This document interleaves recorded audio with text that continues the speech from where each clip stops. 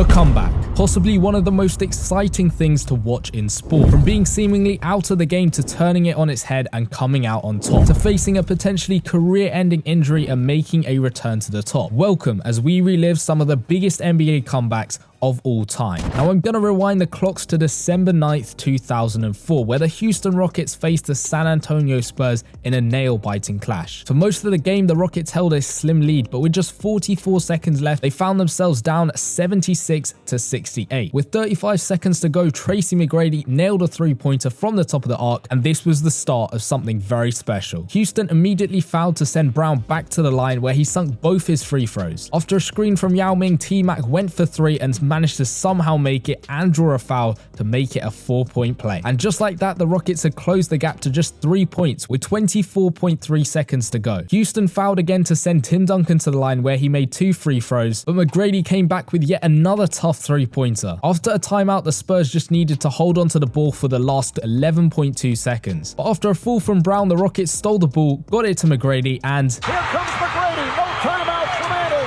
McGrady for the win. Yeah! 1.7 to go.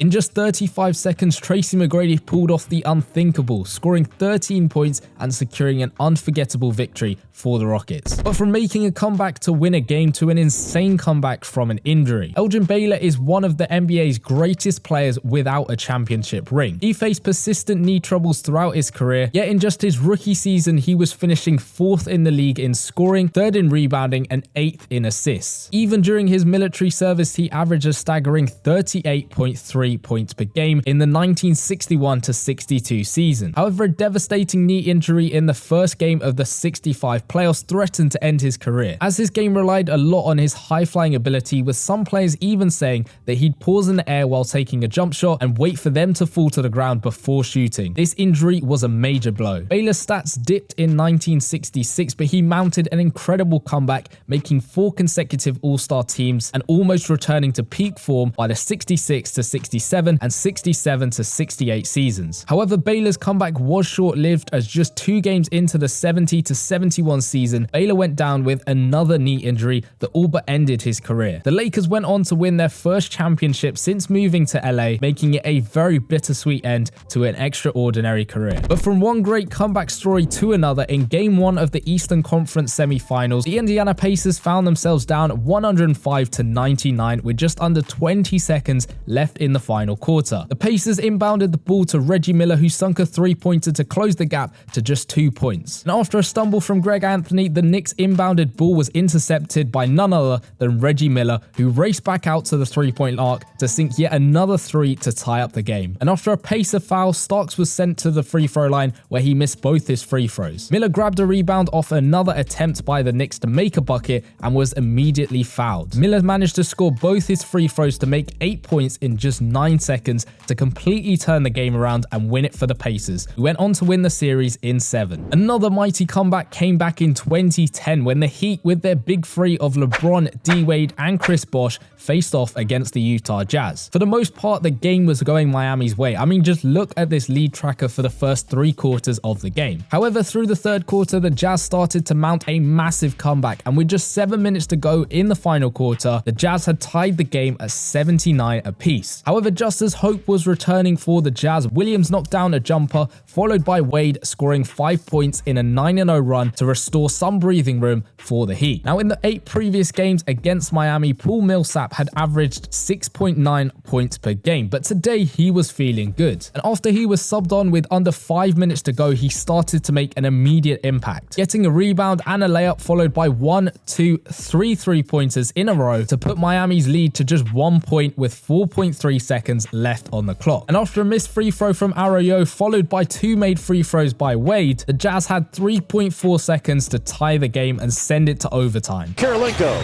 for Miles, 3 out of the corner. No, Millsap on the follow, ties the game at 104. We're going to overtime. The Jazz then went on to win in overtime by just 2 points after 2 clutch free throws from Elson, and Paul Millsap ended the game with 46 points, a career high by 14 14 points. Now, tearing your Achilles tendon is a nightmare for any basketball player, often signaling the end of a career. In the NBA's 48 history, only 44 players have suffered this devastating injury, and hardly any of them have returned to their former glory. But then there's Dominique Wilkins, a scoring juggernaut who averaged 30 points and 8 rebounds in his 1985-86 season. It was in January of 1992 that Wilkins was named to play in his 7th consecutive All-Star game. However, this was also the night he ruptured his Achilles tendon. Now, Wilkins was well known for his crazy dunks, winning the All-Star dunk contest in 1985 and 1990, and coming second to none other than Michael Jordan in 1988. The Achilles tear was sure to impact his career, but after 9 months of recovery, Wilkins made a triumphant return on the opening night of the 1992-1993 season against the Knicks, as he dropped 30 points. Not only that, Wilkins went on to average 29.9 points per game that season, which was his most productive year since before his injury. His numbers did decline past 1994, but Wilkins also turned 35, so it's going to happen eventually. However, ultimately, this has to be one of the best comebacks from such a major, potential career-ending injury. And finally, the biggest comeback in an NBA game came in 1996 when the Denver Nuggets faced off against the Utah Jazz. As the Jazz were trailing a staggering 36 points just before halftime, a comeback seemed unfathomable. But somehow the Jazz managed it. Slowly but surely, they closed the gap down to just 13 points by the end of the third quarter. And halfway through the final quarter of the game, it got tense. The game was tied at 91 apiece after a three-pointer from Morris. From there, the Jazz and Nuggets went back and forth until Jeff hit a three, followed by a dunk from Russell to give the Jazz a 4-point lead. All they had to do was hold on, and they did, to win the game 107-103. Malone finished with 31 points and 17 rebounds, combining with Hornacek for 60 points, and Stockton did his thing, dishing out 10 assists and grabbing 4 steals to give the Jazz the greatest single-game comeback in NBA history.